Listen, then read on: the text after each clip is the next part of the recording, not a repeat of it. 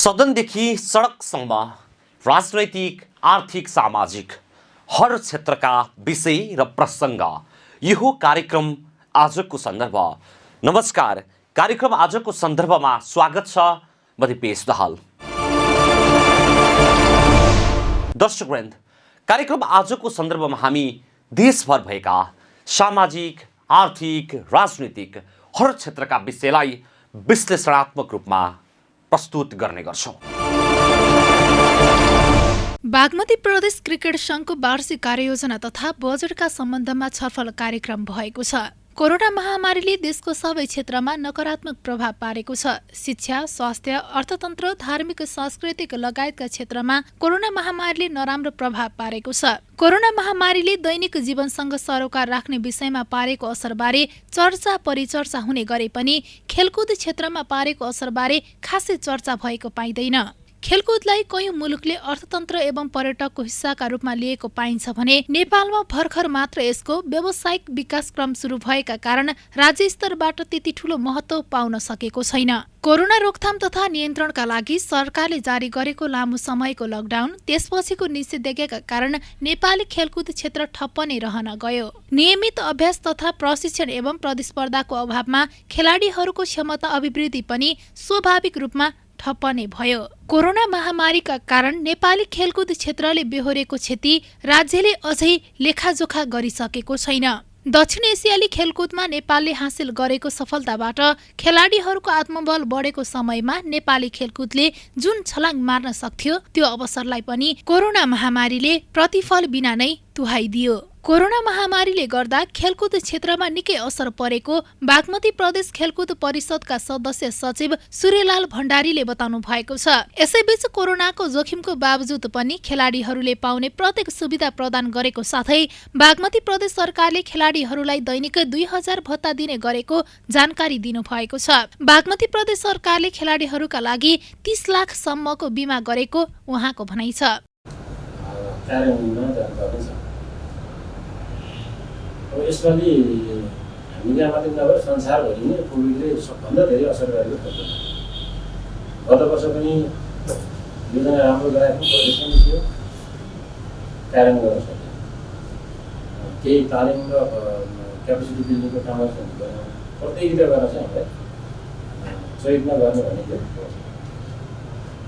गत वर्ष पनि चैतमै ठुलो लकडाउन भयो, यो वर्ष पनि चैतमै लकडाउन भयो। 2 वर्षको प्रदेश तयारी राम्रो हुँदा हुँदै पनि अन्तिम अवस्थामा यो पनि नीतिगत व्यवस्था चाहिँ हामीले अरू प्रदेशले भन्दा र सङ्घले भन्दा पनि बागमती प्रदेश सरकारले चाहिँ राम्रो गरेको छ। त्यसमा हामीले देखाउन सकिने खेलाडीले चाहिँ राम्रो मानेको एउटा खेलाडीले प्रतियोगिता अवधिभर पाउने सुविधा केन्द्रको भन्दा पनि लेखक वृद्धि भएको छ। केन्द्र सरकारले दैनिक 1400 दरले भत्ता दिने नाम छ। अहिले पनि बागमती प्रदेशले दैनिक 2000 नै भत्ता दिन्छ। त्यो भनेको सचिव स्तरको दैनिक भत्ता खेलाडीको लागि सदस्यमा त्यो दिन्छ। कानुनमै त्यो कुरा सुरक्षित छ। सदस्य सचिव आए पनि त्यो दिनुपर्छ, मन्त्री अर्को आए पनि दिनुपर्छ। अर्को चाहिँ नि खेल अवधिभर प्रदेश सरकारले आयोजना गरेको र प्रदेश सरकारको प्रतिनिधित्व गरेर जाने खेलाडी जुनसुकै गेममा पनि जानेलाई हामी बिमाको व्यवस्था गरेका 30 लाखको बिमा पाउँछ। खेलकुद विकास संघको सरकारी संरचनाले विविध पक्षले लिएर आएका विषयलाई सहयोग गर्ने, सम्बन्धित निकायसँग समन्वय गर्ने, सम्बन्धित विषयमा मन्त्रालयसँग कुराकानी गर्ने, बजेटको व्यवस्था लगायतका कार्यहरू गर्ने साथै आधारभूत विकासको योजना सम्बन्धित संघले लिएर आउने सदस्य सचिव भण्डारीले बताउनु भएको छ। पटेलाको लागि सम्बन्धित संघले अन्तर्राष्ट्रिय मान्यता पाउनका लागि समन्वय गरेर अन्तर्राष्ट्रिय मान्यता पाउने सर्टिफिकेट लिनुपर्ने उहाँको भनाइ छ। यो व्यवस्था मैले अरू कुनै प्रदेशमा भएको मैले थाहा छैन। केन्द्रमा पनि यति धेरै सुविधा छ। त्यसले गर्दा केन्द्रलाई पनि प्रेसर लाग्छ। कम्तीमा बागमती प्रदेशले जति हुँदैन भत्ता पनि बनाउनु पऱ्यो, इन्सुरेन्सको सुविधा पनि दिनु पऱ्यो भनेर खेलाडीहरूको हकितको लागि चाहिँ नीतिगत कुराहरूमा प्रदेश सरकारले राम्रो व्यवस्था गरेको छ। त्यसलाई इम्प्लिमेन्ट गर्नलाई एउटा गेम हुनु पऱ्यो। यो वर्ष प्रदेशले जसरी पनि गर्ने भन्ने तयारी छ। कोभिडको यो स्तरको जोखिम भएन भने अलिक साधारण भयो भने प्रदेशले भन्छ हाम्रो ठुलो कार्यक्रम भनेको थियो। अनि रेफ्री प्रशिक्षक तालिम छ। रेफ्री र प्रशिक्षक क्वालिफाई नभएसम्म, राम्रो नभएसम्म राम्रो खेलाडी उत्पादन गर्न सकिन्न भन्ने मान्यतालाई मध्यनजर गरेर प्रशिक्षक रेफ्री तालिम गर्ने कार्यक्रम छ। यसको पनि तपाईँको महसुस कहाँबाट गयो भने हाम्रो 10 वर्ष अगाडि लाइसेन्स लिएको प्रशिक्षक छ, रेफ्री छ, अपडेट छ। अब स्पोर्ट्स भनेको साइन्सभन्दा पनि ऱ्यापिडली डेभलप हुने सेक्टर हो। त्यसैले रुल्सहरू चेन्ज भएको भए प्रत्येक गेमको यो किन हुन्छ भने जुन ठाउँमा गेमको हेडक्वार्टर छ, अन्तर्राष्ट्रिय हेडक्वार्टर छ, उनीहरूको चाहिँ यो बिजनेस पनि संसारभरिको मान्छेहरू चाहिँ प्रत्येक वर्ष आफ्नो देशमा आओस्, ट्रेनिङ लिएर जाओस् भन्ने एउटा भयो भने अर्को चाहिँ नि स्पोर्ट्स पनि पहिलाभन्दा पछि हुँदै गएको छ, कम्पिटिसन पनि धेरै हुँदै गएको छ। त्यो भएर रुल्सहरू चेन्ज हुने भएको भएर हामी ती रुल्सहरूसँग अपडेट हुनलाई प्रत्येक वर्ष रेफ्री प्रशिक्षण तालिम गर्नुपर्छ भन्ने मान्यता चाहिँ गत वर्ष पनि थियो, यो वर्ष पनि छ। यसैगरी साहसिक तथा पर्यटकीय प्रतियोगिता, अपाङ्गता भएका खेलाडीहरूका लागि कार्यक्रम, राष्ट्रिय तथा अन्तर्राष्ट्रिय प्रतियोगिता सञ्चालन गरिने, खेलकुद क्षेत्रमा लाग्ने व्यक्ति तथा संस्थाहरूलाई सम्मान गर्ने लगायतका कार्यक्रम हुने उहाँले बताउनुभयो।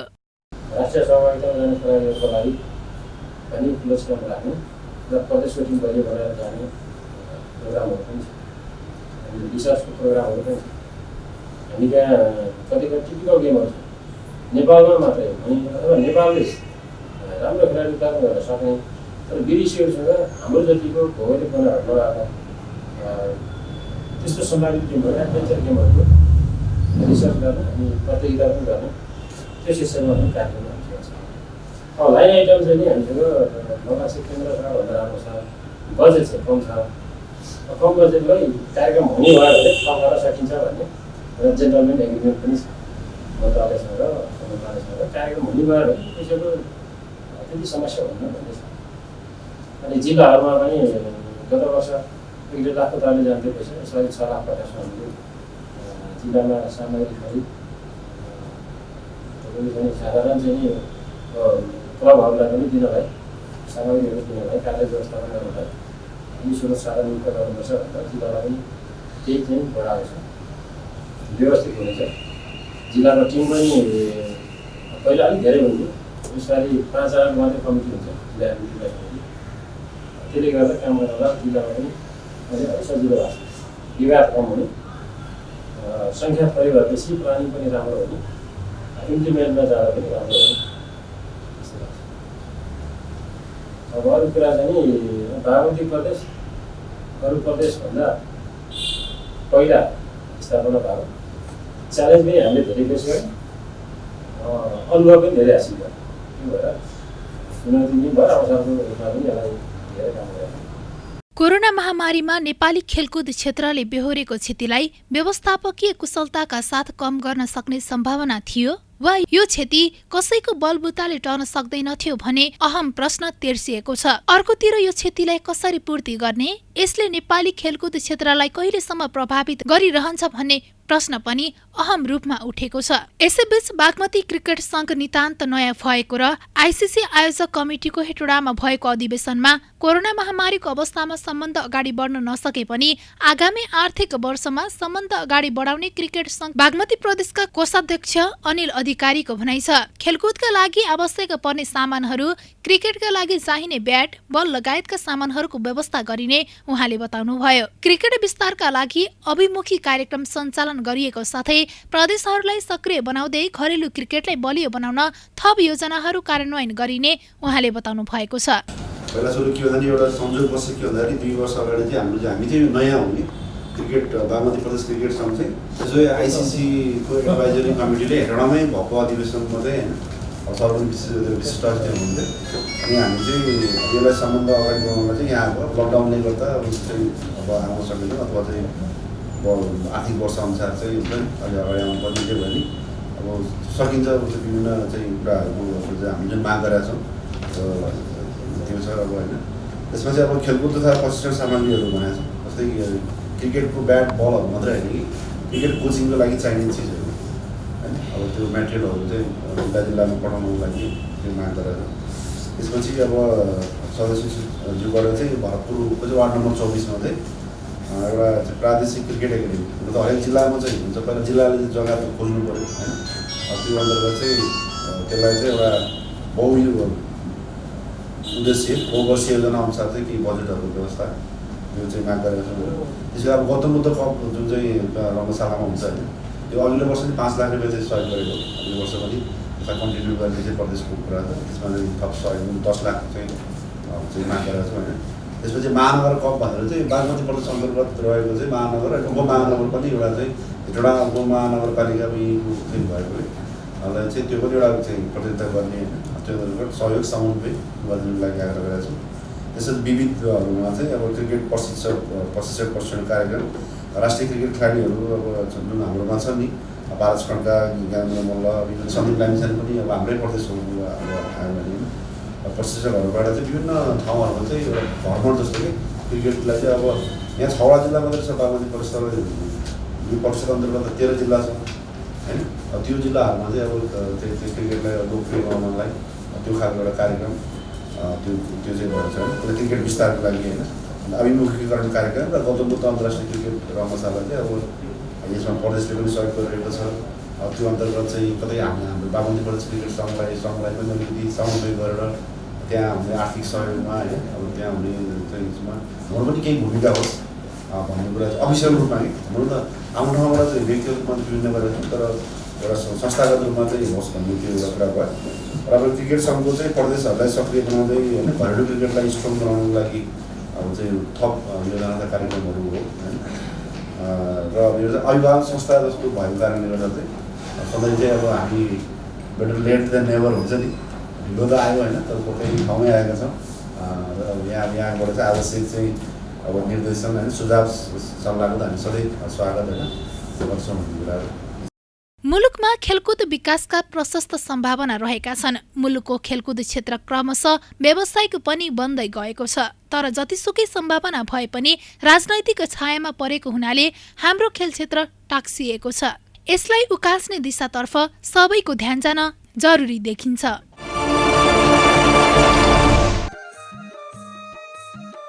मनहरीमा झण्डै 3 बिघा क्षेत्रफलमा ड्रागन फ्रुट, कागती तथा कुरिलो खेती गरिरहनुभएका हरिशरण अर्यालले कृषिमा शैली परिवर्तन गर्न सकी प्रशस्त आम्दानी गर्न सकिन्छ भन्ने उदाहरण प्रस्तुत गर्नुभएको छ।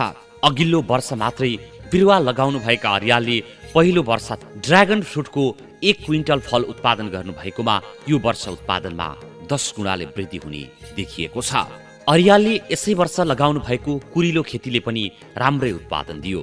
पहिलो वर्षमा नै मूल्य राम्रो पाएपछि रु 5 लाखको कुरिलो बेच्नुभएका अर्यालको फर्ममा यतिखेर स्थानीय जात र वर्णशङ्कर कागती लटरम्मै फलिरहेका छन्।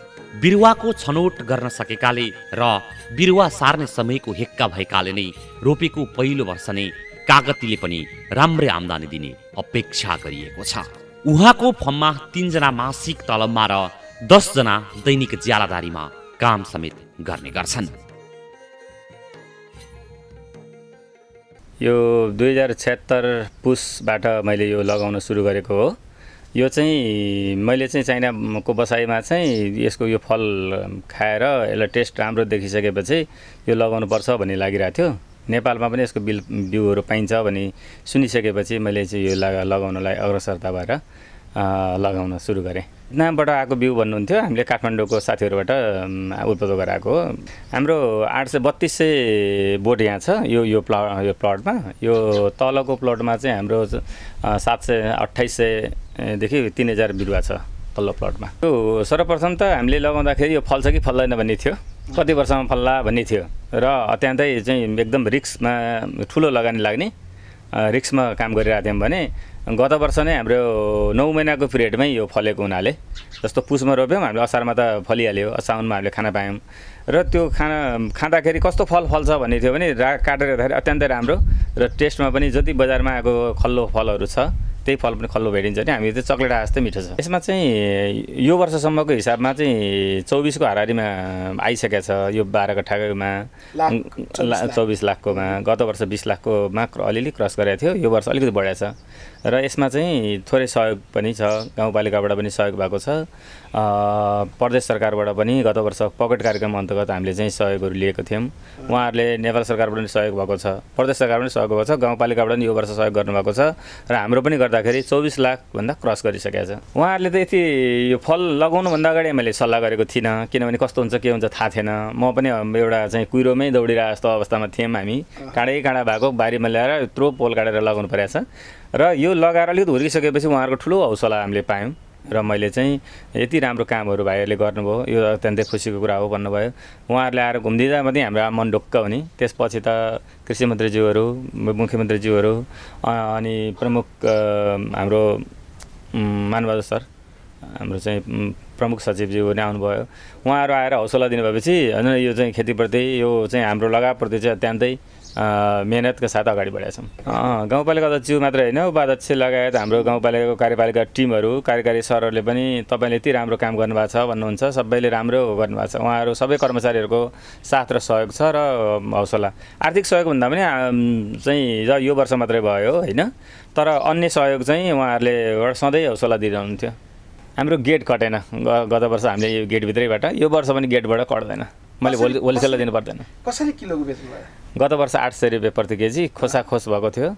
यो बारीको जति फल्छ सबै म लिनु भन्नुहुन्थ्यो। यसपालि त बिरामी हुनुहुन्छ पुरानो जोशी सर, हाम्रो उहाँ आफै आएर यो बारीमा कति फल्छ सबै मलाई देऊ त बाउ, यति मिठो रहेछ, म चाहिँ यो अरूलाई दिन भन्नुहुन्थ्यो। मैले त्यसो होइन सर भने 5-10 किलो मलाई पठाएँ, बाँकी अरू चाहिँ सबैलाई बाँडेर बेचेँ। बनकरिया होमस्टे। बनकरिया जाति नेपालको अति सीमान्तकृत जाति समुदाय हो। नेपालभरिमा यस जातिको जनसङ्ख्या जम्मा 81 मात्र रहेको छ भने घरधुरी सङ्ख्या जम्मा 21 छ। यस जाति समुदायमा जम्मा 2 जनाले मात्र एसएलसी पास गरेका छन् भने हाल 34 जना बालबालिका अध्ययनरत छन्। मकवानपुरको मनहरी गाउँपालिका वडा नम्बर 4 मुसे धापमा बनकरिया बस्ती रहेको छ। यस धापमा बगर जस्तो जमिन रहेकाले कृषि उत्पादन राम्रो हुन्न। त्यसैले यहाँको उत्पादनले बनकरिया समुदायका लागि 3 महिना मात्रै खान पुग्छ। सरकारले लोपोन्मुख जाति समुदायको प्रवर्धन गर्न उपलब्ध गराउने मासिक 3000 भत्ताले केही राहत त दिन्छ, तर समाज रूपान्तरणका लागि सुजागरण सहितको आर्थिक रूपान्तरण आवश्यक पर्ने देखेर मनहरी गाउँपालिकाले बनकरिया जातिका लागि आर्थिक उपार्जनको दिगो विकल्प तयार पारेको छ। बनकरिया होमस्टे। पूर्व प्रधानमन्त्री डाक्टर बाबुराम भट्टराई आएर बास बसेको घरलाई मनहरी गाउँपालिकाले होमस्टेको रूपमा निर्माण गरिदिएको हो। यहाँको बनकरिया बस्तीको प्रचार प्रसार हुने तथा पर्यटन प्रवर्धन समेत गर्ने उद्देश्यले होमस्टे निर्माण गरिएको हो। नेपालमै लोपोन्मुख बनकरिया बस्ती हेर्न र उनीहरूको रहन सहन बुझ्नका लागि आउनेलाई बस्नका लागि सहज होस् भन्ने उद्देश्यले होमस्टे निर्माण गरिएको गाउँपालिकाले जनाएको छ। मनहरी गाउँपालिकाको 8 लाख रुपैयाँ लगानीमा होमस्टे निर्माण गरिएको हो। गाउँपालिकाको सहयोगमा निर्माण गरिएको होमस्टेले समग्र बनकरिया बस्तीको झल्को दिनेछ। होमस्टेका लागि एउटै भवनमा 3 वटा कोठा तयार गरिएको छ। होमस्टे निर्माणको काम सकिएको र अब तत्काल सञ्चालनमा ल्याइने तयारी छ।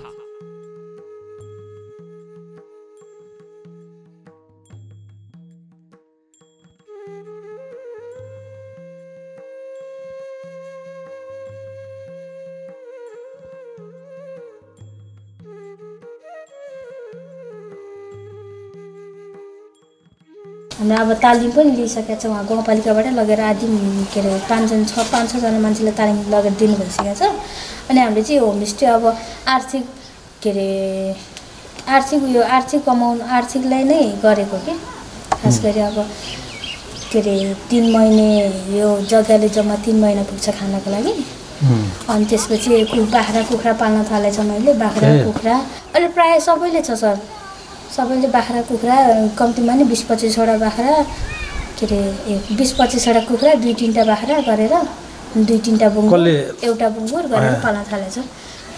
माछा पनि पाल्ने योजना चाहिँ छ, बनाउँदैछौँ पोखरीहरू। त्यसमा कहीँ बढ अनुदान आएकै छैन बाख्रा कुखुरा अनुदानहरू चाहिँ छैन बुङ्गुरमा सर अहिलेसम्म। छैन? पहिला चाहिँ म सानो हुँदाखेरि चाहिँ थियो अरे, अहिलेसम्म चाहिँ छैन। भर सुरु गर्दैछौँ, अब धेरै नै अब आर्थिक स्थिति साह्रै कम हुँदै गइसक्यो। अब कति सरकारको मात्रै मुख ताक्ने भनेर काम गर्दैछौँ। जम्मा जग्गा थोरै छ सर, त्यो 3 महिना खान पुग्ने हो, बाँकी 9 महिना त ज्याला मजदुरी गर्नुपर्ने स्थिति छ। अनि त्यसमा पनि आधी तरकारी खेती गर्यो, त्यसबाट नै जीवकोपार्जन गरिरहेछौँ।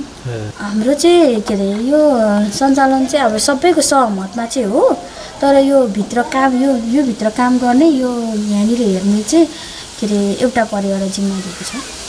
जस्तै अब सबैजना 21जना नै आएर यहाँनिर काम गर्ने होमस्टेमा मात्रै हेर्ने भए त हुँदैन काम भनेर एकजना परिवारलाई म छु यहाँको, मैले पनि गर्छु।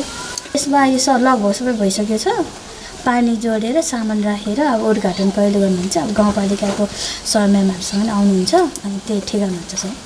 अरू पनि थप्ने योजना पनि बनाउँदैछौँ, हामी साथीहरूसँग पनि छलफल गर्दैछौँ। अब थप्ने यही बाटै जाने भनेर अब कृषिहरू पनि गर्न थालेछौँ। हाम्रो तरकारी खेतीहरूदेखि लिएर कुखुरा बाख्राहरू सबै पाल्न थालेछौँ, भर्खर सुरु गर्दैछ। अब यही बाटो नै जान्छौँ सर। हामीलाई के अरे यो चाहिँ अब जग्गा त ठिकै छँदैछ सर। अब हाम्रो जग्गा पनि अहिलेसम्म जग्गा नाममा गरेर अब काम गर्ने सक्षम युवाहरूले अब काम गर्नेहरूलाई चाहिँ एउटा काम गरेर आफ्नै तलबबाट आफ्नो जीविकोपार्जन गर्न पायो भने थियो भन्ने सोच पालिरहेको छ। त्यो त आफू निर्वाहमुखी, एउटा बेच्यो, चामल ल्यायो, तेल ल्यायो, अब त्यही हो, पानीहरू सफा गर्ने ल्यायो, त्यसरी नै गरिरहेछौँ। अनि अब यस्तो जागिर भयो भने चाहिँ यति खाएर यति बचाउने भन्ने हाम्रो सोच हुन्छ नि त। अलिकति बचाएर भविष्यमा पनि केही गरौँ भनेर। अब अहिले यस्तो स्थितिले त अब कति छ, कुखुरा बेच्ने, बाख्रा बेच्ने, फेरि पाल्ने, बाख्रा त्यसरी नै जीविकोपार्जन भइरहेछ। अहिले त खाने र लाउने मात्रै भइरहेछ क्या। अब भविष्यमा पनि त्यस्तो केही त गर्नुपर्ने, हेर्नु पऱ्यो नि। खाने लाउने मात्रै भएर त हुँदैन, जिन्दगी चल्दैन। अब साना भाइ बहिनीहरू बढ्दैछन्, त्यही भएर सक्षम कुन त्यो मान्छे कुन चाहिँ के अरे जागिरको योग्य छ, त्यो अनुसारले जागिर दियो भने चाहिँ आफ्नो खुट्टामा आफै उभिएर काम गरेर खान्छन् बनकरीहरू। मनहरी गाउँपालिकाले बनकरिया बस्तीलाई बिस्तारै पर्यटकीय क्षेत्रको रूपमा विकास गर्दै लाने लक्ष्य लिएको छ। बनकरिया बस्तीमा उत्पादन भएको तरकारी, अन्न, फलफुलसँगै खोलाको माछा, त्यहीँको घट्टमा पिसेको पिठोको परिकार खुवाउने लक्ष्यका साथ होमस्टे निर्माण गरिएको हो। गाउँपालिकाले बनकरिया जातिलाई सिलाइ बुनाइ, तरकारी खेती लगायतका तालिमहरू उपलब्ध गराउँदै आएको छ। त्यस्ता तालिमका कारण बनकरियाहरू अहिले आफ्ना बारीमा तरकारी, फलफुल, मकै आधुनिक तरिकाले लगाउन थालेका छन्। त्यस्तै बाख्रा, कुखुरा तथा माछा पालन समेत गर्न थालेका छन्। त्यसरी लगाउँदा उत्पादन वृद्धि भएको छ भने उत्पादनले बजार समेत पाएको छ। गाउँपालिकाले हाललाई पर्यटक राख्नका लागि 3वटा कोठा भएको एउटा मात्र घर तयारी गरेको भए पनि पर्यटक आगमनको संख्या हेरेर आगामी वर्षमा पनि यो बस्तीका अन्य घरहरूलाई समेत होमस्टेको रूपमा विकास गर्न पालिका तयार छ। गाउँपालिकाले होमस्टेलाई व्यवस्थित रूपमा सञ्चालन गर्न 5 जनालाई होमस्टे सञ्चालन तालिम दिएको छ भने होमस्टे सञ्चालन गर्नका लागि छुट्टै समिति बनाएको छ।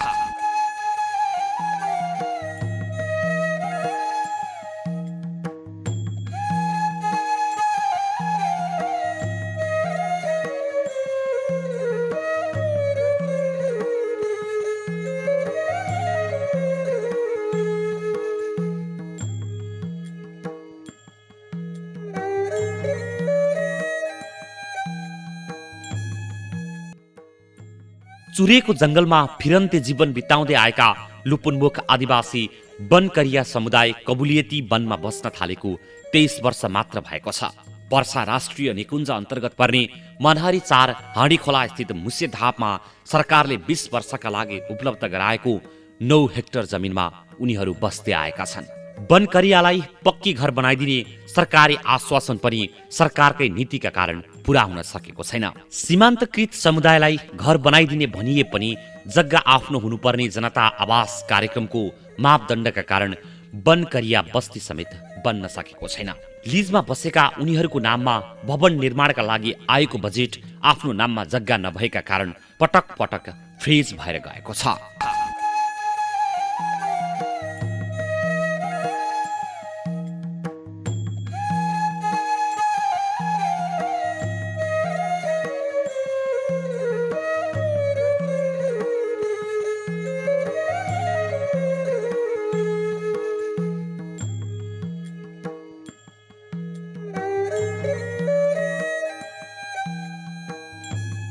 मनहरीलाई देशमा मात्र नभई अन्तर्राष्ट्रिय रूपमा चिनाउन यहाँ निर्माणाधीन मदन भण्डारी रङ्गशालाको महत्त्वपूर्ण भूमिका हुन सक्छ।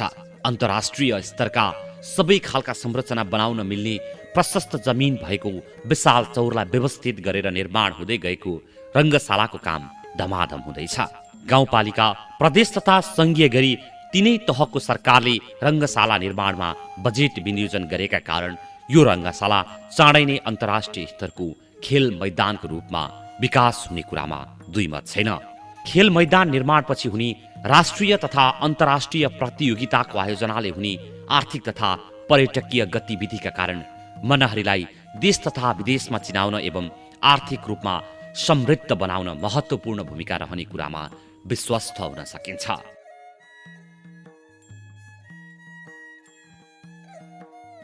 हाम्रो मनहरी गाउँपालिकाको ले चाहिँ एउटा डिपिआर गरेर मदन भण्डारी क्षेत्रीय रङ्गशालाको रूपमा यसलाई स्थापित गरेको छ र यो करिब 20 हेक्टर क्षेत्रफलमा फैलिएको छ। यसलाई हामीले चाहिँ यो मकनपुरको पश्चिमी भेगमा अवस्थित छ र यसलाई जिल्लाकै समग्र एउटा खेल क्षेत्रको रूपमा विकास गर्नको लागि हामी यसमा अगाडि बढिरहेका छौँ। विभिन्न चाहिँ स्थानीय सरकारदेखि लिएर प्रदेश सरकार, सङ्घीय सरकार मार्फत हामीले कोर्डिनेसन गरेर यहाँ अहिले चाहिँ रङ्गशालाको सुरुवाती काम भनेको हामीले यो कम्पाउन्ड वाल हामीले 400 मिटर त घेरिसकेका छ र अहिले भर्खरै असार मसान्तसम्म भ्याउने गरी फेरि 30 लाख रुपियाँ बजेट हामीलाई थप भएको छ।